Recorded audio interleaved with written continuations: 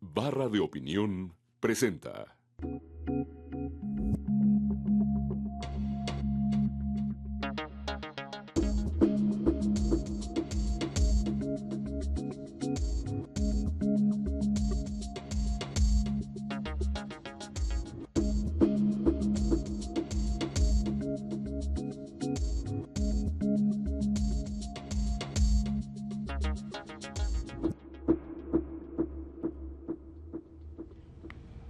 Muy buenas noches, bienvenidos a esta emisión de Entre Tres. Como usted sabe, desde hace ya 2 meses, quizá 3, hemos iniciado una serie de conversaciones con aquellos mexicanos que han abiertamente aceptado que buscan ser presidente de la República o presidenta de la República, porque también pasó por aquí Josefina Vázquez Mota, y también quienes aspiran a ser jefe de gobierno en el Distrito Federal. Estuvo con nosotros el senador Navarrete. En esta serie hemos tratado de presentar a ustedes distintos puntos de vista de cómo miran al país estas personas y qué es lo que realmente están proponiendo para que México supere los múltiples problemas que tenemos hoy en día. Y en ese sentido nos da mucho gusto tener hoy a Andrés Manuel López Obrador. Como usted sabe, Andrés Manuel López Obrador fue presidente del Partido de la Revolución Democrática, fue jefe de gobierno del Distrito Federal, fue candidato a la presidencia de la República y actualmente en los últimos años, 5 años, se ha dedicado a recorrer el territorio nacional y a encabezar un movimiento social y ha dicho abiertamente que ambiciona ser candidato del Partido de la Revolución Democrática y también podría ser candidato de otros partidos, encabezando a la izquierda mexicana. De tal manera que hoy vamos a conversar con Andrés Manuel López Obrador. Andrés, buenas noches. Federico, bienvenido. buenas noches. Carlos, Jesús. ¿Cómo ha estado el recorrido? Me acordé ahora del presidente Ruiz Cortines, que decía que habían ternas de 4. Bien, estamos recorriendo el país desde el 2007,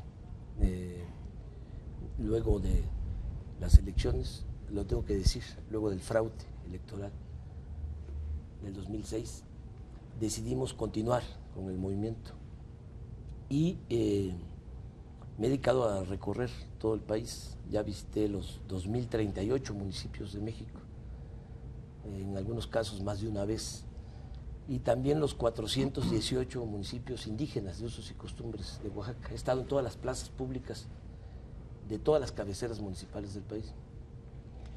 Y ahora estoy de nuevo estoy recorriendo regiones y me ha tocado ver el deterioro. No estaba el país en el 2007 como está ahora. Pude visitar todos los municipios, ahora hay regiones donde es mucha la violencia, se ha venido deteriorando todo en muchas regiones del país. Vamos a estas giras, a estos recorridos, para alentar a la gente, para decirle a la gente que sí hay opciones, que sí hay alternativas, que no se apague la llama de la esperanza, porque lo peor que nos puede pasar como mexicanos es de que pensemos que no hay salidas, que caigamos en la frustración, porque entonces sería darnos por vencidos. Tú has sido muy persistente y ciertamente has sido claro en qué ruta guardas, por qué quieres mantener. Pero hay una pregunta que se escucha, que yo tengo, que creo que te han preguntado, pero me gustaría ver aquí tu respuesta, que es, ¿no se quemó un capital político gigantesco que tú tenías en el 2006 por salirte un poco, digamos, de la vía más formal? Es decir, con el capital político que tú tenías, tu partido, con lo que había ganado en las 2 cámaras, con el hecho que el presidente Calderón no tenía mayoría en ninguna de las 2 cámaras, hubiera sido un instrumento para sacar leyes, legislaciones, cambios, como los que estaban, algunos de los que estaban en tu propuesta. Si no eres una ruta que hubiera acumulado más, hubiera abonado más para el país, hubiera generado una mejor condición para la competencia electoral hoy. No coincido con eso, Carlos. Mira, a nosotros nos roban la presidencia y no solo era eso, era borrarnos, que no quedara nada de nuestro movimiento. Y creo que decidimos bien el continuar adelante, porque si nos hubiésemos hecho a un lado, si hubiésemos claudicado, peor aún si hubiésemos transado con la mafia del poder, hoy no existiría este movimiento, el Movimiento de Regeneración Nacional, Morena, que es para muchos la única esperanza. Entonces creo que actuamos bien, desde luego respeto otros puntos de vista, ¿no? No teníamos más que iniciar un proceso de concientización del pueblo, de organización de la gente, en el entendido de que solo el pueblo puede salvar al pueblo y que solo el pueblo organizado puede salvar a la nación. Nosotros sostenemos, yo creo, lo he analizado mucho, lo he pensado, lo he reflexionado, que ya este régimen dio de sí, se pudrió, y que no hay más que una renovación tajante de la vida pública, en todos los órdenes. Hay que cambiar la política económica, hay que cambiar la forma de hacer política, tiene que haber una convivencia social más justa, más humana, más igualitaria, y tenemos que fortalecer valores espirituales, morales, culturales. Y ese cambio que se necesita no se va a dar de arriba hacia abajo. Tiene que ser con la participación de la gente, con la participación organizada del pueblo.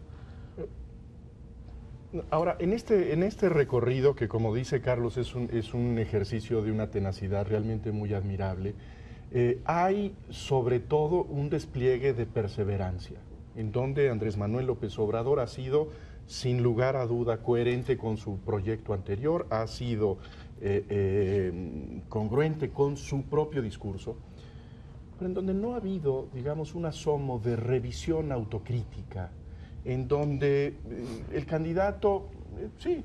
No, es que eso se lo dejamos a los críticos, que tenemos muchos. Pero digamos, los líderes políticos, esa es los líderes políticos también tienen una necesidad de hacer un alto en el camino y decir en dónde estamos en este momento, cuáles son las circunstancias, cuál fue nuestra trayectoria previa y pensar si la trayectoria previa es la que embona con el presente. No, y ahí vemos perseverancia, pero poco asomo de que a lo mejor pudo haber habido en el 2006 errores que llevaron a el resultado electoral del 2006. Hemos asumido la lección de la elección. ¿Cuál es esa lección a su juicio? De que nos robaron la presidencia porque en efecto domina una mafia en el país, una mafia política.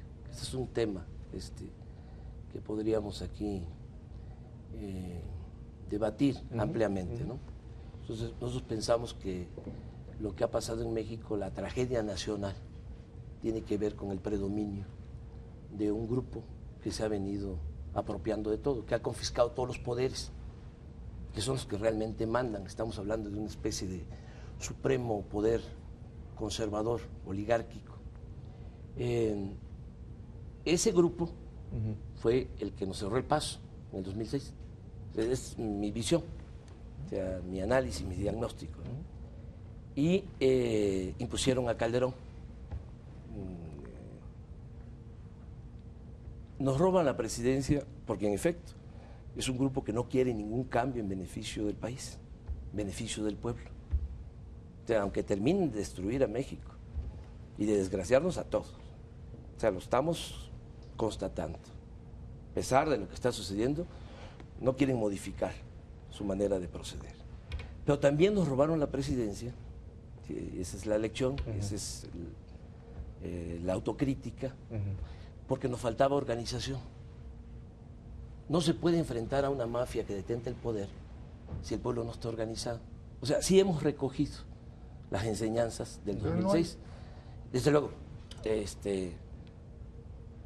otros errores nos los han puntualizado, subrayado con demasía nuestros adversarios, ¿sí? A través de los medios de comunicación, porque yo sostengo en este concepto de que es un grupo el que predomina en México, una mafia de poder, un grupo de potentados, de 30 inclusive, hasta 16 multimillonarios, 11 políticos corruptos del PRI, del PAN y 3 tecnócratas.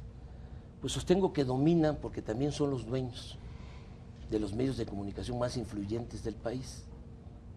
Y ellos son los que administran la ignorancia en México. Entonces, es todo un poder. Pero digamos, en esta lectura que tiene usted de la mafia que se apoderó del poder político, el poder económico, el poder mediático, en donde tienen el control del dinero, de las decisiones políticas y de la imaginación inclusive del país, pues parece que ha sido francamente un operativo muy exitoso, porque si sumamos lo que usted considera que políticamente representa esa mafia, pues tiene el respaldo de, ¿qué será? El 80% de los electores del país. Es decir, ¿cómo? No entiendo. Digamos, sumemos, ¿quién hizo la encuesta? Sumemos la votación, sumemos la votación del PAN y del PRI, que a su juicio son lo mismo. Sí. Es la expresión política de esa mafia. Sí, pero 80% no. Bueno, ¿en el 2009? ¿Cuál es? No. En la elección anterior, ¿cuánto fue? Son 80 millones de ciudadanos. No, pero O sea, somos... de votos, digamos. Sí, ¿no? pues votaron 30, 40. Pero esa es una acusación también a los electores, la que usted está haciendo. No, es decir, por Felipe Calderón, por los priistas, también hay ciudadanos que dicen, pues yo voto por este partido. Sí. A lo mejor están engañados, a lo mejor tienen una visión equivocada, Pero el principal, pero votan con libertad. Jesús, pero el principal instrumento de dominación de este grupo es el control casi absoluto de los medios de comunicación. Pero ellos informan o desinforman. Ellos deciden qué dan a conocer, qué no dan a conocer. No se respeta en México el derecho constitucional a la información. Hay muchísimas cosas. Yo creo que hay una concentración que la gente inapropiada, por no supuesto. sabe. Sí. Muchas cosas que la gente no sabe. Pero en la elección hay muchos momentos, y hubo muchos momentos para dar esa información, los debates, uno de los cuales no asistió, toda la propaganda que entonces se podía comprar y que la evidencia ex post muestra que se repartió más o menos parejo entre los tres. Entonces, entrar a la discusión del fraude, que es a lo que yo no creo, digamos, yo creo que los votos se contaron, pero sabemos que hay una diferencia que no vamos a resolver aquí en la televisión. Yo creo que hay una pregunta que yo me haría si fuera su asesor. ¿Qué tanto dificultó que esos ciudadanos votaran por usted el que hubo la percepción de que usted estaba corriendo mucho a la izquierda? Y en todas las elecciones sabemos que moverse hacia el centro es lo que te permite ampliar tus posibilidades, porque a la izquierda de usted no había nadie, a la derecha pues había muchos. Sí. ¿No hacía sentido una política, una propuesta, un discurso más moderado y eso está en algún sentido atrás de la derrota? No, hubo mucha moderación de mi parte y la sigue habiendo. Lo que pasa que quienes dominan en este país no quieren ningún cambio. Y hay que recordar que a pesar de la guerra sucia en el 2006, nosotros ganamos la elección. O sea, aunque tengamos puntos de vista distintos, que es normal, ¿no? Muchos mexicanos saben que Calderón no ganó. Por eso no. Muchos otros piensan que sí. Sí, pero por eso no aceptó el conteo de los votos. Todavía están ahí las boletas, pero en fin, a pesar de la campaña en contra de la guerra sucia, sería muy bueno recordar ahora lo que decían en mensajes, pagados de manera ilegal por las cúpulas empresariales, ¿no? Y por personas, ¿no? Con nombres y apellidos. Claudio X González, señor Gastón Azcárraga, otro señor que en premio Calderón le entregó a Aeroméxico después de la elección, José Luis Barraza. Gastaron, se puede decir invertir o gastar, depende cómo se le vea, alrededor de 180 millones de pesos para meterle miedo a la gente, y digo que fue ilegal, porque lo prohibía en ese entonces el código electoral, la ley electoral, para decir que si había un cambio iba a haber caos, se bajaban las cortinas, se caían las bicicletas, se caían las bardas, que yo era Chávez, todas las mentiras que usaron para meterle miedo a la gente. A pesar de eso, miren lo que son las cosas. Todo lo que dijeron entonces que iba a suceder es lo que desgraciadamente está pasando en el país por no haber habido cambio y por no haberse respetado el voto de los ciudadanos. Entonces, sí, nosotros tenemos una actitud responsable, pero se trata de un asunto de intereses. Quienes han aplicado esta política de pillaje, de saqueo, llamada neoliberal, ¿sí? O con el parapeto de lo neoliberal, pues, les ha resultado muy bien a ellos, le ha ido mal al pueblo y por eso no quieren ningún cambio. Nosotros no estamos planteando nada que no esté en la Constitución, que no esté en las leyes. ¿Qué es lo que proponemos? Vamos a las propuestas. Déjame hacerte una pregunta. En los últimos años, las tendencias electorales, no solo federales en la elección del 2009, sino también en las entidades de la República, diputados locales, presidencias municipales, en el norte, en el sur, nos muestran que el PRD recibió un castigo muy severo después del 2006. En algunas entidades es una pérdida de 10 puntos porcentuales. ¿Qué te hace pensar que eso es, digamos, explicable? ¿Cómo fue que se perdieron 10 puntos porcentuales a pesar del movimiento, de tu presencia, de tu recorrido por todo el país? ¿Está mal el electorado o por qué el castigo al PRD?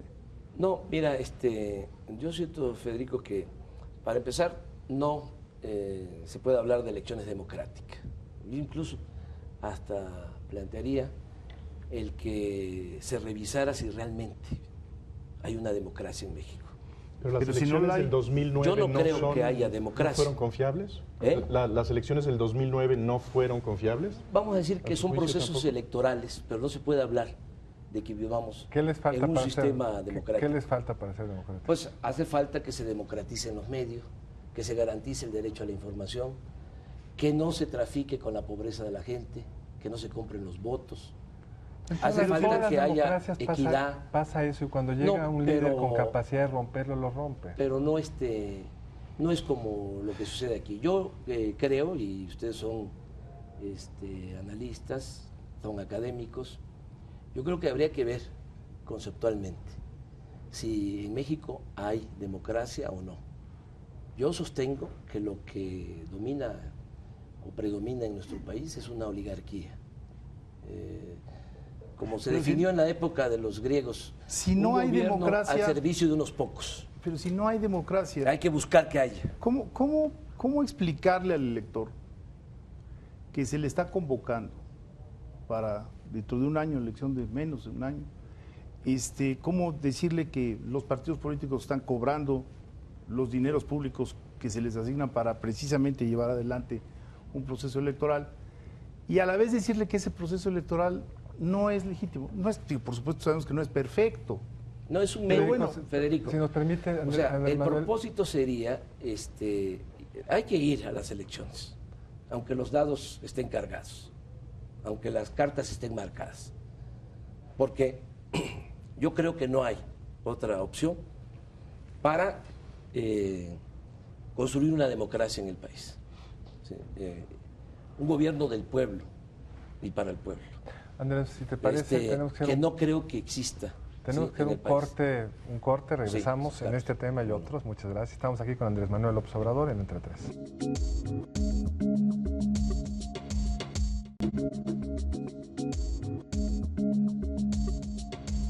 Seguimos hablando con Andrés Manuel López Obrador. En el bloque anterior estábamos detenidos un poco con la discusión de en qué régimen estamos viviendo. Y creo que hay una discusión en el país sobre si tenemos, para empezar, un sistema democrático o no. Y yo creo que la otra discusión es, asumiendo desde mi perspectiva que tenemos un régimen básicamente democrático, ¿cuál es su calidad o la falta de calidad de ese régimen democrático? Pero usted sostiene que digamos, la naturaleza democrática misma del régimen mexicano es cuestionable. Sí, desde luego. Y lo poco que se había avanzado se destruyó con el fraude del 2006. Por eso es muy lamentable lo que sucedió. Entre otras cosas, ya estamos padeciendo las consecuencias de ese fraude.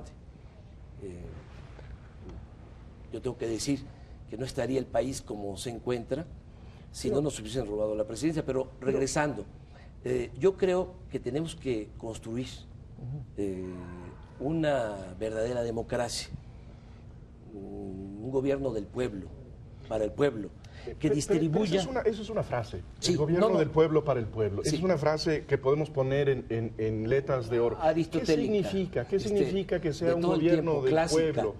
Porque Significa de que el gobierno no esté en manos de una minoría, como sucede actualmente. Significa que no haya una oligarquía que sea la que domine. ¿Y cómo lo haces? Con la participación de los ciudadanos. Por eso es importante el proceso electoral, ir a las elecciones, o sea, y apostar por la vía pacífica, ¿sí?, a derrotar a esa oligarquía en buena lid, en el terreno político, sin violencia, para establecer una verdadera democracia. Pero ¿Con qué resulta propósito? complicado. Nada más es Sí. el propósito, ¿no? Pues distribuir con justicia las riquezas de la nación, mejorar las condiciones de vida, Todos los devolverle políticos- a la gente la tranquilidad, la felicidad, todo lo que Todos los políticos prometen eso, pero sí, pero no ¿cómo? somos iguales. O sea, ¿Pero cómo? ¿Cuál sería tu propuesta? Mi propuesta muy concreta, bueno, que se le gane a esta oligarquía, a este grupo. A pesar de los dados cargados y A las pesar de cartas eso, marcadas. cuando la gente decide liberarse, lo puede lograr. Y si no- Así han sido todas las Si transformaciones no se en libera, este país. si no se libera es que no decidió. No, pues es el pueblo. No Decía ha Juárez, decidido. solo, decía Juárez, con el pueblo todo, sin el pueblo nada. Y Hidalgo decía, el pueblo que quiere ser libre lo será. O sea, es la gente. Pues ya llegará. Pero sí. Andrés Manuel, a mí Entonces, lo que me parece si se toma complicado- conciencia, ¿sí?, de cuál es el problema principal del país, para mí el principal problema de México es el predominio de este grupo. Y de ahí se derivan todos los demás problemas. O sea, de ahí se deriva la corrupción imperante, la monstruosa desigualdad que existe. Entonces, la apuesta es, vamos a ganarles, ¿sí?, en las elecciones. Pero entonces sí es factible. Sí, sí es factible, claro que sí, lo vamos a ¿Qué lograr. quieres decir? Pero a ver, ahí hay un asunto. Cuando usted plantea vamos a ganarles, no está planteando vamos a ganarle a este grupo político, a este partido político, no vamos a cambiar de idea, vamos a derrotar a lo que usted llama insistentemente una mafia. Sí. Derrotar una mafia es ganarles y meterlos a la cárcel.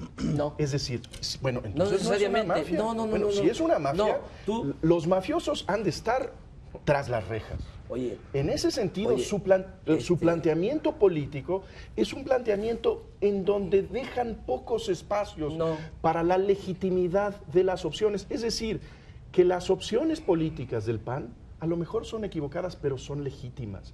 Las posiciones políticas del PRI quizás sean conservadoras, pero son legítimas. Si se les ubica como mafiosos, Es que su partimos- discurso político es esencialmente ilegítimo y por lo tanto la oferta que usted nos plantea es la de una confrontación que tiene una dinámica bélica. no. ¿Estoy equivocado? No exageres, sí, Bueno, estás ¿por qué? equivocado. ¿Por qué, Y digamos? además partimos de premisas distintas, Jesús. Mira, yo sostengo que estos 30 han confiscado todos los poderes, que son los que mandan en el poder legislativo, Y el judicial en también. el poder judicial, en la Suprema Corte, en el poder ejecutivo. Dominan porque tienen el control de los medios de comunicación. Esa es pieza clave para ti. Pieza clave para mí. Es un instrumento de control, de dominación. No necesitan al ejército, no necesitan la fuerza física. Dominan porque ellos administran la ignorancia en el país. En México tenemos mucho atraso. En todos los países del mundo hay una franja de la sociedad que vive en la ignorancia. Nosotros tenemos una franja ancha, ¿no? Y aquí sí que una banda ancha, ¿sí?, por los problemas educativos que tenemos, ¿sí?, y por el control de los medios de comunicación, porque los medios de comunicación están al servicio de un grupo, ¿sí?, que tiene propósitos muy bien definidos, sea, acumular riquezas. No les importa el país. Esa es una visión. Pero también, para complementar, este grupo tiene en sus manos las riendas de los dos partidos, del PRI y del PAN, y usan a un partido o a otro de acuerdo a lo que les conviene. O sea, porque por eso hablo de que la contienda no va a ser contra el PRI o contra el PAN o contra los candidatos inclusive. El profesor Del Moreira PRI ya PAN. lo está definiendo claramente Sí. como el PRI contra usted. El Sí, día de hoy sí. dice Entonces, la contienda va a ser- es el PRI, va a ser- López Obrador. Va a ser contra este grupo. Ahora, por ejemplo, ¿qué estamos viendo? ¿A qué estamos asistiendo los mexicanos? Como los que impusieron a Calderón, ¿no? Ya no están conformes, no les gusta. Ya lo están haciendo a un lado, lo están convirtiendo en chivo expiatorio. Fíjense que se lo estoy diciendo. Que yo debería estar indignado, ¿no? Porque nos robaron la presidencia. Calderón sabe muy bien que él no ganó. Pero dicho habrá que eso, discutirlo en otro momento. vámonos al fondo. Como no les funciona el PAN, como no les funciona Calderón, ¿sí? Ahora la apuesta es al regreso del PRI y a Peña Nieto, que es el candidato de este grupo, ¿sí? De la mafia del poder. Entonces, ¿qué es lo que nosotros estamos planteando? Vamos a organizarnos, ¿sí? Entre todos. Nuestro movimiento es muy plural. Hay indígenas, campesinos, obreros, hay Muy integrantes de plural, clases pero muy medias. personalista. No, Es decir, ahí, digamos, tiene un sentido Hay- el movimiento que hay un es liderazgo. seguir a Andrés Manuel López Obrador. no, sin duda que hay un liderazgo y no va a faltar líder, para que ya de ahí pases a que pero soy digamos, mesiánico y demás. la prueba Pero de no la, es de eso. la pluralidad limita en el respaldo a usted. No somos millones de mexicanos, afortunadamente. Pero para hacer que... Mujeres y hombres que están conscientes de que hace falta un verdadero cambio. Pero, regresando a tu planteamiento, mira, en esto también somos juaristas. No es venganza, es justicia. ¿Qué es lo que va a pasar si triunfamos? Y que creo que vamos a triunfar de nuevo, les vamos a volver a ganar la presidencia de la República. Pues sencillamente, ya ellos ya no van a dominar en el país. Pero ¿cómo? ¿Cuáles No los serían- vamos a desaparecer, ¿Cuáles serían no los- los vamos a desterrar. Son Pero mafiosos. Nosotros no odiamos. Sí, Búscate la definición de mafia en el diccionario. Sí, porque hay varias interpretaciones. Pues, ¿cuáles serían los instrumentos? Yo pienso que actúan como mafia porque se han apoderado del Estado, ¿sí? Se han quedado con todos los bienes de la nación y del pueblo. O sea, el saqueo que ha habido en los últimos 25 años en México no se había registrado nunca en la historia del país. Ni siquiera se puede comparar con el saqueo que hubo durante la colonia. ¿Pero cuál Porque sería? en la colonia, para empezar, les llevó 300 años, 3 siglos. Estos son, digo, afirmaciones que habría que No, sustanciar. no. Pero ¿cuáles serían los instrumentos para hacer ese cambio? Digamos, Primero la gente.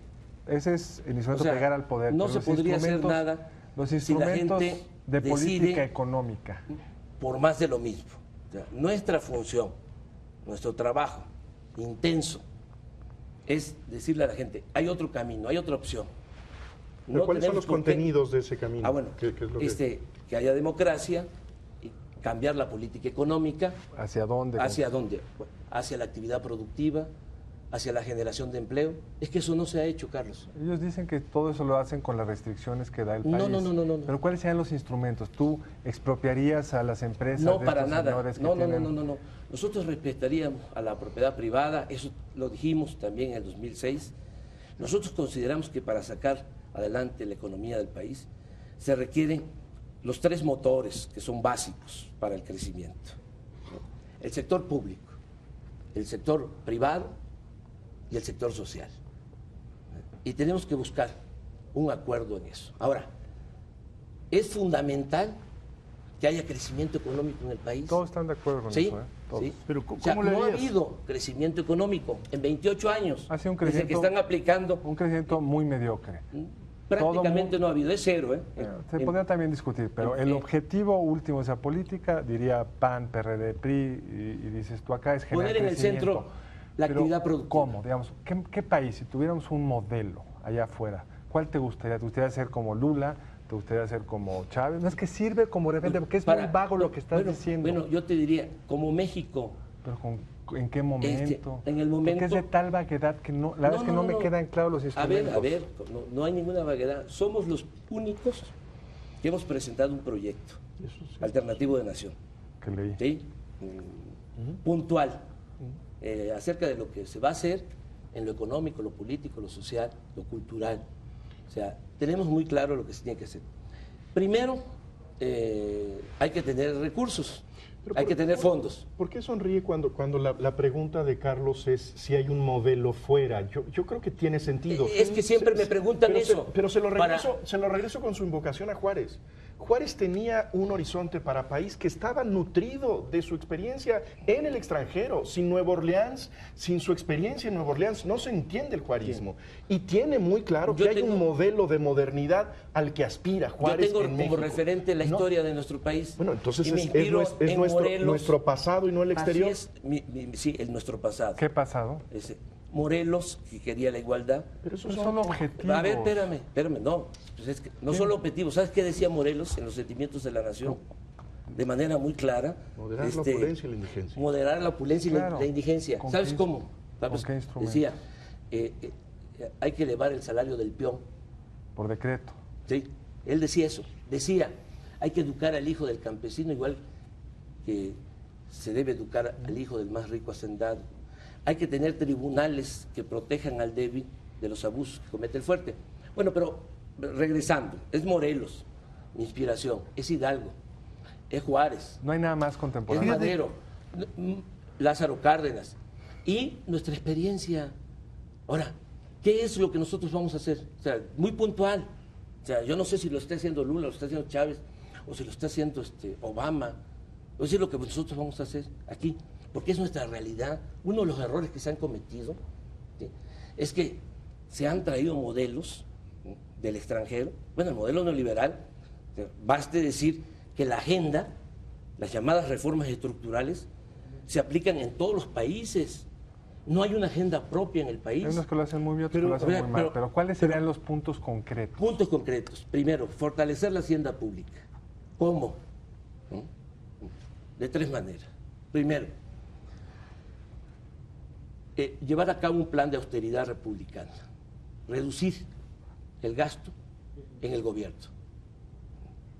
Segundo, combatir a fondo la corrupción. No solo por razones de índole moral, sino porque es mucho el dinero que se va por el caño de la corrupción. Y tercero, una reforma fiscal progresiva, como lo establece la Constitución. Que pague más el que tiene más. Porque actualmente los de mero arriba no pagan impuestos. Sí de estas pagan. tres maneras. Sí pagan. Vamos a ir a un corte, creo, ¿no? No, nos seguimos. Bueno, ahora redondeo. No, es que estaba yo escuchando. No, tienes toda la razón. Sí, redondeo. Es de estas tres formas, con estas tres medidas, nosotros podríamos tener desde el primer año alrededor de 600,000 millones de pesos. Son números discutibles, pero en fin, Sí, vamos a... mira, nada más vamos punto por punto. Austeridad republicana. ¿Sí? Tenemos un presupuesto este año de 3.500.000 millones. Siempre hablan de que no hay presupuesto, ¿no? Esa es la cantaleta. Y sí hay, y bastante. De esos 3.500.000, nada más la nómina del gobierno, lo que se destina a pagar los sueldos del gobierno, significa 860,000 millones. Incluye maestros y todo esto, todo. Y ahí hay, Carlos, porque esto es importante aclararlo y matizar, porque tenemos diferencias, y ahí están los sueldos de los maestros y de los médicos y de policías, que por cierto muy mal pagados, y de muchos otros servidores públicos que cumplen con una función social, que cumplen con su responsabilidad. Pero también ahí están los sueldos de los de mero arriba, de los de la alta burocracia. De esos 860,000 millones, el 3% de los funcionarios del gobierno se quedan con 200,000 millones. Estamos hablando de sueldos de hasta 600,000 pesos mensuales. Solo en la Suprema Corte, ¿eh? Sí, sí. No, pero hay de 300 y de 400,000. ¿Cómo no? Te estoy dando el dato. 190.000 para ser exactos. 190.000 millones sí. se llevan el 3% de todos los que trabajan en el gobierno. Estamos hablando de sueldos, insisto, hasta de 300.000 millones. Es más, de 300.000 pesos mensuales. Si se reducen los sueldos de los de arriba a la mitad, con esa sola medida, ahí tendríamos 80.000 millones de pesos. Una sola medida.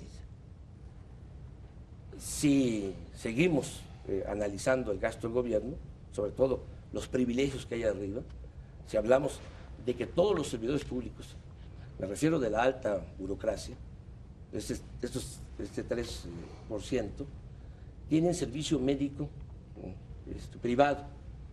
Eso cuesta en el presupuesto anual 6.000 millones de pesos. Tienen una caja de ahorro especial. Pero ¿quiénes tienen servicio médico privado? Diputados federales. Pero es que es otro senadores. No, pero todos tienen este poder. O sea, ese poder, o sea, ellos no pueden estar, podrían estar en el ISSSTE si quieren. No, pero el presupuesto, Federico, es para los tres poderes. Por eso, se aprueba para los tres poderes. El Poder Judicial tampoco depende del, digamos, ellos pueden decidir con quién se atiende. Sí, pero el presupuesto es uno. Ahora, digamos, creo que ahora sí tenemos que hacer un Nada corte. Más. Entonces, tenías tu razón, teníamos que hacer un corte, regresamos. Entonces sí hay manera de ahorrar, nada más con un plan de austeridad republicana. Ahí hay una beta que es interesante, millones, pero 300.000 millones no de pesos al año. No da tanto según los cálculos que nosotros hemos hecho, No, pero... Yo fui jefe de gobierno de esta ciudad, apliqué un programa así y nos dio. ¿Cuánto les dio acá? ¿Qué porcentaje? Como 25.000 millones. ¿De un presupuesto total de? De 80. Bueno, regresamos a discutir esto y otros temas con Andrés Manuel López Obrador.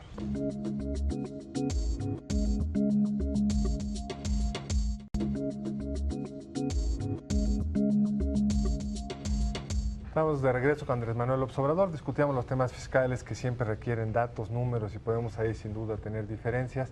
Pero hay un tema que me parece particularmente, digamos, donde no acabo de entender tu propuesta. Tú dices que había que tener una rectoría del Estado. Si por rectoría del Estado entendemos un Estado que regule mejor, pues todos los países quieren tener una rectoría del Estado. Pero cuando vemos, digamos, lo difícil que es en cualquier lugar del mundo tener una empresa única, como en el caso de Pemex, proveyendo petróleo, una empresa única proveyendo servicio eléctrico, no es raro que sean corruptas, que sean grandes, que sean perezosas, porque no tienen competencia.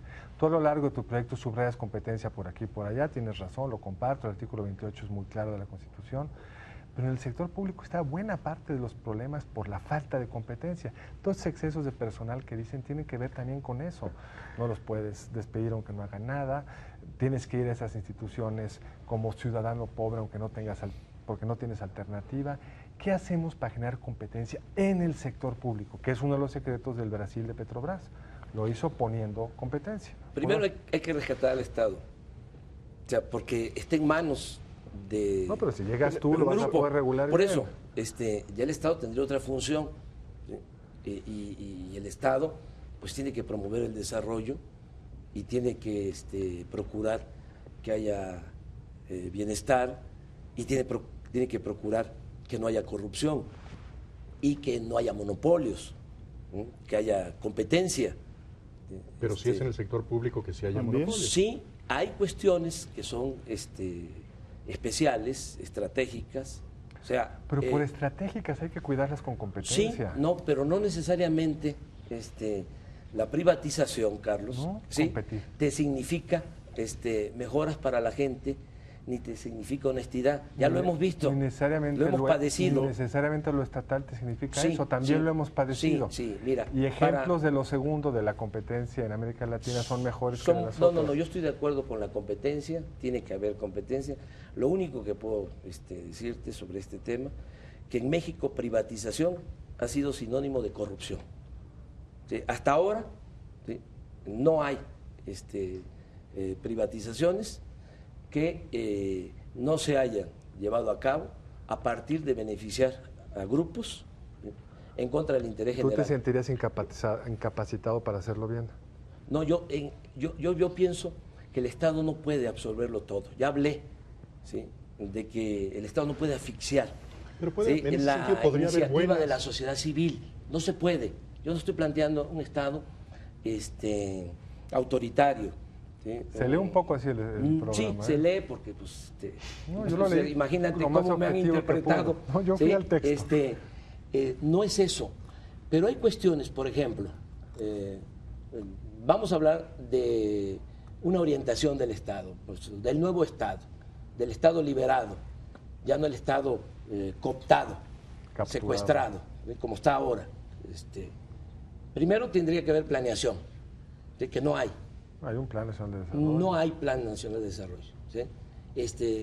Nos dictan desde el extranjero recetas, agenda. Nosotros tenemos que tener una agenda propia a partir de nuestra realidad. Pero bueno, el Estado tiene que hacerse cargo de la planeación, ¿sí?, para el desarrollo, y el Estado tiene que procurar, por ejemplo, impulsar la actividad productiva. Un cambio que nosotros estamos proponiendo. Nosotros planteamos que tenemos que apostar, incidir para auspiciar, el término que sea, para que logremos la autosuficiencia alimentaria. Esto es contrario a lo que se ha hecho. Y por O sea, buenas razones, el campo no da para ser autosuficiente en maíz. Ah, Territorial, por agua, por claro que da. productividad, no da. Carlos, ¿cómo no? Todos los datos mira, lo ¿sabes? muestran. A ver, tú lo conoces mucho mejor que yo, te digo. Tú eres hombre de campo. Claro que da para ser autosuficientes en maíz. Ya ahora, ¿sí?, estamos importando solo el 20%, así como lo tienen, abandonado. ¿Sí? Abandonado, estamos importando solo el 20% del frijol, donde ha sido un desastre, cuando hablamos de cultivos, es en el caso del arroz, estamos importando el 75% del arroz. Pero también compramos carne de res, leche, carne de cerdo, desechos de pollo. Nosotros no, pero nosotros, Carlos, o sea, esto lo podemos discutir más ampliamente. Pero el planteamiento nuestro es que se procure producir en México lo que consumimos. Vamos a la soberanía alimentaria. Tenemos que regresar al campo, tenemos que rescatar al campo, porque mucho de lo que está pasando, de la inseguridad, de la violencia, ¿sí?, tiene que ver con el abandono del campo. Y aquí nos llevaría más tiempo. Primero, es una línea. O sea, pueden estar ustedes de acuerdo o no. Nosotros vamos a apostar a la autosuficiencia alimentaria. Vamos a rescatar el campo del abandono. Primero. Segundo, en la política energética. Déjame hacerte una pregunta, porque una de las crisis más graves que ha tenido nuestro país desde el punto de vista de producción agrícola ha sido precisamente por empeñarse en producir todo el maíz, todo el frijol, todos los productos que consumen los mexicanos. ¿Por qué? Bueno, pues simplemente porque las tierras no tienen vocación cerealera, porque del 14-13% del territorio nacional, solo el 13% del territorio nacional tiene vocación para cereales, y de ahí, como el 2,5%, tiene vocación realmente para ese tipo de productos. Entonces hemos optado por otras vías, empezar a producir más aguacate, por ejemplo, que se da muy bien y estamos exportando aguacate. Sí. Y regresar a lo anterior supondría tener que llevarle subsidios al campo para hectáreas de maíz que salen realmente carísimas. Si le sumas todo lo que está detrás. Sale más caro comprarlo afuera. Es que son de los mitos, Federico. ¿Sabes que Aspe, para variar, en la época de Salinas, dijo exactamente lo mismo, o sea, o algo parecido, no te estoy comparando, ¿sí?, con Aspe. Pero mira, ¿sabes qué dijo? Que en un mundo globalizado, ¿sí?, se podía comprar, ¿sí?, afuera lo que se necesitara, y por eso se dejó de fomentar al sector agropecuario. Bueno, toda la actividad productiva se dejó en el abandono. Andrés Manuel, tenemos entonces una balanza. Yo sí puedo. Exportamos más o menos lo que importamos. Sí. ¿Qué es lo que hace sentido en cualquier país, salvo que seas Brasil con sus granjas Carlos, infinitas? No es nada más el efecto económico. O sea, no es una concepción economicista la que debe prevalecer. Hay que entender la importancia que tiene el campo en lo social. Pero aquí nos llevaría mucho tiempo en esto, no coincidimos, y qué bueno que haya esta diversidad. Pero vamos a lo energético, que eso es muy interesante, porque ahí empezaste. También nosotros vamos a cambiar eso. O sea, nosotros no vamos a seguir vendiendo materia prima, petróleo crudo. El objetivo es procesar todo el petróleo Lo que sería crudo. un gran error, Andrés Manuel. Bueno, pero eso porque perdemos en la refinación de no, gasolina. no perdemos. Dices en tu propuesta, No dices una perdemos. cosa que es equivocada. Vamos a refinar. Que si la produjéramos ya no estaría siendo necesario subsidiarla. La subsidia es igual. No. Porque o la exportas al precio de mercado o la vendes aquí más barata. A ver, vamos entendiéndonos en esto, a ver si podemos. O cuando menos que se aclare cuál es mi planteamiento. Mira, para mí, lo que se ha venido haciendo en 30 años, que no se ha construido ni una nueva refinería, bueno, el dato duro, tenemos 6 refinerías en el país, en Estados Unidos hay 149 refinerías. Dato duro, si compráramos Por eso, a ver, 80 de esas al precio de una de A ver, actual. no, ¿por qué las vas a comprar? Porque eso es lo que también dicen equivocadamente. Mira, para no construir las refinerías en el país, ¿sí? Que significaría dar empleos en México y significaría darle valor agregado a la materia prima. Esto es de sentido común, de juicio práctico. No puede ser, ¿sí?, que valga más la materia prima, ¿sí?, que un producto derivado Depende. del petróleo Eso, crudo, a ver, como es las gasolinas, como es el diésel. Pero te A voy a ver, dar un dato, Federico, Carlos, llégale tú. porque esto es muy interesante, un dato. ¿Sí? ¿Sabes cuánto tenemos que pagar? Nada más por el flete, por traer 400,000 barriles diarios de gasolinas. 400,000 barriles diarios de gasolinas. Y 120,000 barriles diarios de diésel. Estamos pagando de 2 a 3 pesos por litro, por flete. Entonces, cuando tú hablas del subsidio a la gasolina, no es un subsidio, ¿sí?, al consumidor, ¿sí?, porque también es engañoso lo que han venido planteando, que tiene que costar cara la gasolina, ¿sí?, porque no tiene por qué haber subsidio. El subsidio se lo están llevando los que compran la gasolina, porque ni tú, ¿sí?, ni Jesús, ni Federico, ¿sí?, ninguno de los que estamos aquí o los que nos están viendo sabe quién compra la gasolina, a qué precio se compra, cómo se distribuye. Esto pasa igual en la industria eléctrica, por las privatizaciones. Yo creo que ese tema lo en tenemos el que dejar gas. afuera Mira, porque nos quedan unos minutitos. nos quedan Federico 5 minutos. quiere Pero introducir un un poquito último menos de tema. 5 Yo creo que me van a invitar a otro programa. Sí, estás por invitado supuesto. desde ahorita. Porque es no- interesante, o sea, ir a fondo. Totalmente de acuerdo que hay que ir a fondo. Y que además se pueda diferenciar Pero muy bien. podamos cerrar ¿sí?, este último nuestro bloque, proyecto. Federico. A ver, yo tengo varias preguntas que hacerte del proceso político que viene enfrente. En primer lugar, ¿cuál es la relación de Morena con el PRD? Es una relación respetuosa, pero Morena es un movimiento amplio, plural, incluyente. El PRD, ¿no? En Morena, la mayor parte de los que participan son ciudadanos sin partido. O sea, estamos hablando de cerca de 4 millones de ciudadanos que se han apuntado, ya sea como protagonistas del cambio o son miembros de comités. Tenemos 2.200 comités Pero municipales. ¿no sería mejor llevar a estos ciudadanos al PRD y fortalecer la vía institucional? No, porque se necesita una convocatoria amplia si queremos la transformación del país. O sea, Aquí sí en crece Morena la competencia. participan por su propia voluntad militantes del PRD, del PT, de Convergencia. Pero, insisto, muchos ciudadanos sin partido. ¿Pero por qué en la izquierda no el modelo Pemex de una sola empresa fuerte? ¿Mande? ¿Por qué en la izquierda no crees en el modelo Pemex, una sola entidad fuerte? En vez Eso de es lo que tantas? vamos a hacer nosotros. No, Eso con lo el PRD. planteé. Con el PRD. Ah, no, en el caso de Pemex. No, Tú sabes para que la hizo izquierda, Salinas. No, pero hay que regresar a esto. A la Desmembró Pemex. A la pregunta de Nosotros vamos a agrupar. a la pregunta de Federico, ¿por qué no un solo Pemex y la movimiento Comisión de Federal de izquierda? Electricidad. ¿Por qué no un movimiento fuerte en vez de pedacitos por aquí y por allá? Porque hay mucha diversidad en la izquierda Pero y ¿cómo en la el sociedad mexicana. Pero el Partido hay mucha Convergencia gente- tiene una identidad mucha ideológica. gente que está, El Partido Convergencia tiene una identidad ideológica que podamos decir nosotros, tiene esta filosofía que viene de una Bueno, tradición larga, el Partido del Trabajo que tenga no una- voy yo, Jesús, a meterme en eso le corresponde a ustedes hacer el análisis de qué partido, ¿sí?, cumple con su declaración de principio, con su programa de acción. O sea, ese es otro asunto. Yo lo único que puedo decirles Pero es que Convergencia Morena, te ha dado el respaldo para estar en las pantallas. sí, PT y Convergencia. O sea, O sea, sí te interesa que Convergencia tenga una estructura ideológica. sí, como partido, pero Morena Movimiento de Regeneración Nacional es una asociación civil, que por cierto se va a constituir el domingo próximo en el Auditorio Nacional. Yo les invito a ustedes.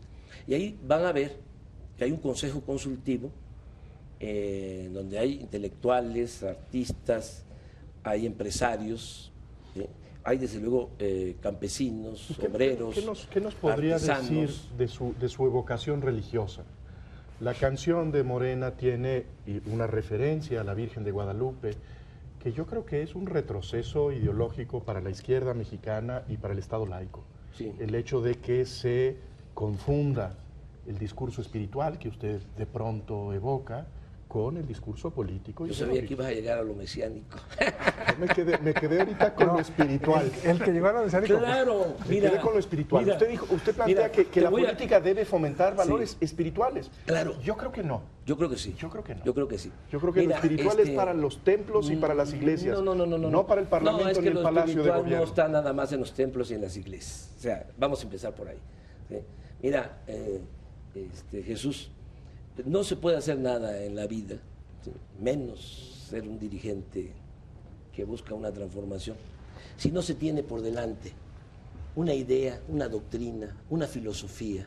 ¿Sí? Es un discurso moral que yo con eso estoy totalmente de acuerdo. No Entonces, espiritual. Sí, entonces yo sostengo, ¿sí?, de que la crisis de México no solo es de carácter material, no solo es porque no ha habido crecimiento económico, no ha habido empleo. Yo sostengo que la crisis de México tiene que ver con la pérdida de valores. ¿Sí? Yo O sea, y creo que podría coincidir con eso. que hay pérdida de valores espirituales y morales y culturales. ¿Sí? Entonces, yo sostengo que para sacar adelante el país, te iba yo a decir, para salvar a México, pero dice, ahí está, para salvar a México, ¿sí?, se necesita, ¿sí?, atender lo material, pero también crear una nueva corriente de pensamiento. La verdad, déjame, se nos está acabando el tiempo y yo tengo todavía algunas preguntas. Método de elección, encuestas, Sí. salga lo que salga. Salga ¿Cómo lo se que van a seleccionar? Porque ya hicieron ahí, digamos, ya discriminaron, hay empresas que no, empresas que sí.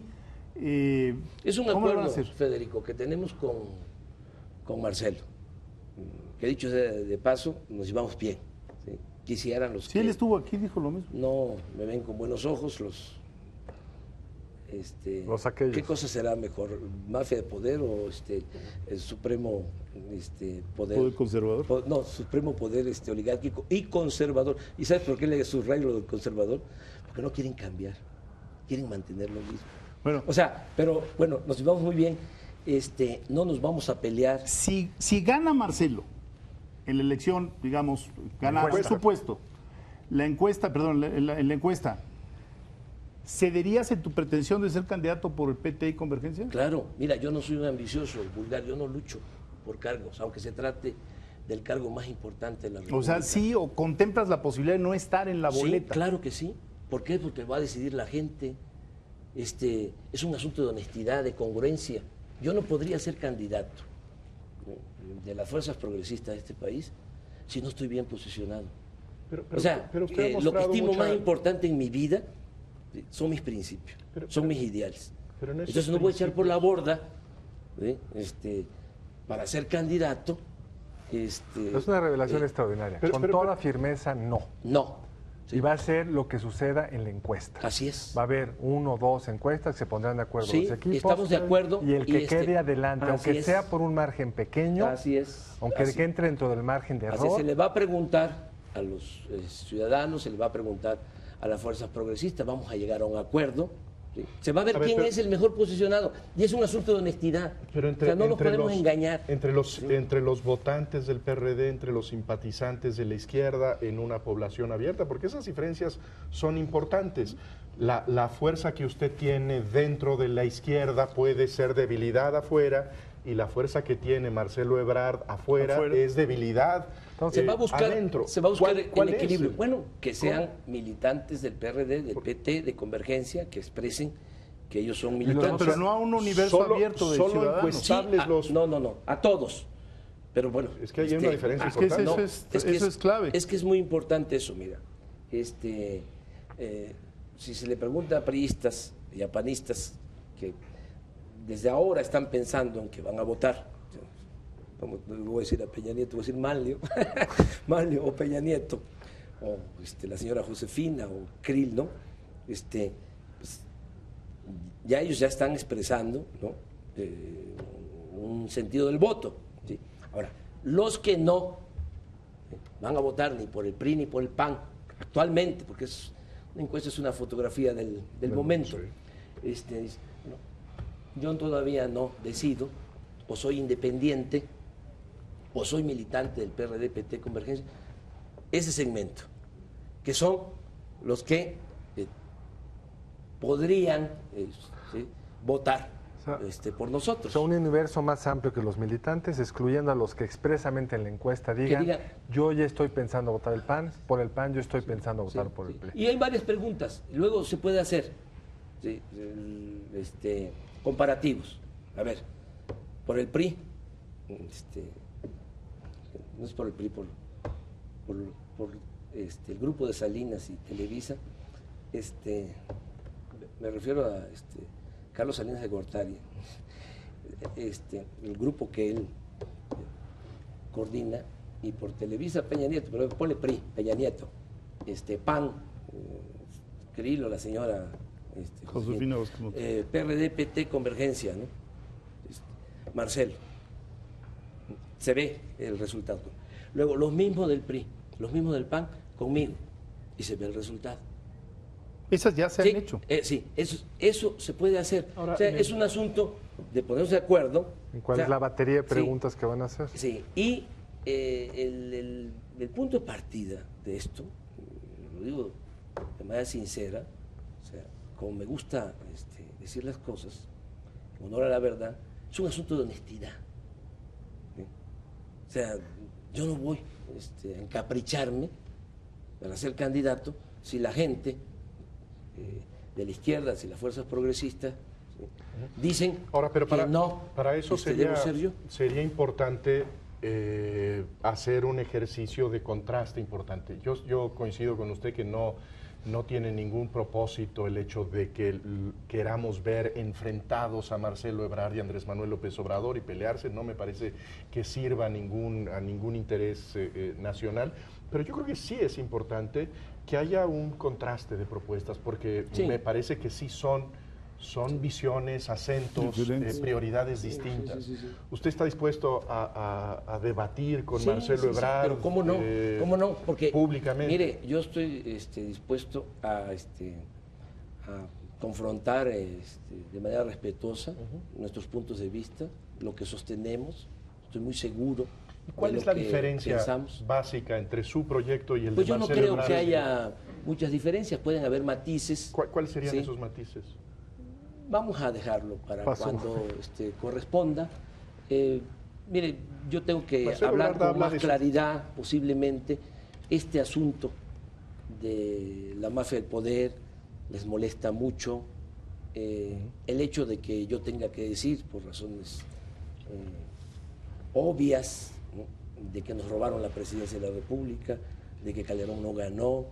O sea, es un lenguaje de otro tipo. Yo tengo que ir plaza por plaza, pueblo por pueblo, orientando, concientizando, politizando, porque no tenemos posibilidad, los medios están muy controlados. Por eso yo voy a asistir las veces que me inviten aquí, yo les agradezco mucho. Cerramos con eso, ¿te parece? Sí.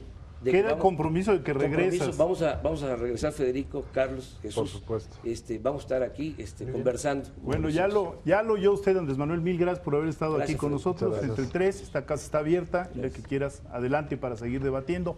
A usted tenemos que cerrar, se nos fue muy rápido esta hora, nos vemos en la próxima emisión de Entre Tres el próximo lunes. Buenas noches, que descansen.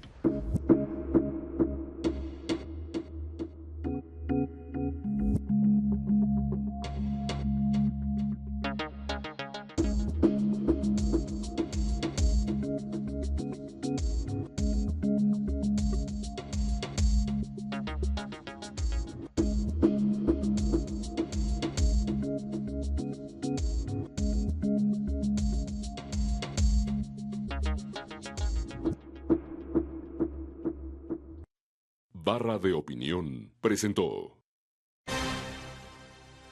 Dos son los temas que se van a discutir principalmente en el paquete presupuestal. Uno es el gasto corriente, otro es la necesidad de darle más dinero a los estados. Ahí está el debate. En el gasto corriente, primero que nada, hay que quitarnos de mitos. El gasto corriente no es un dinero que se reparte el gobierno federal entre sus altos mandos. Son sueldos de la burocracia. Son sueldos, por ejemplo, del ejército.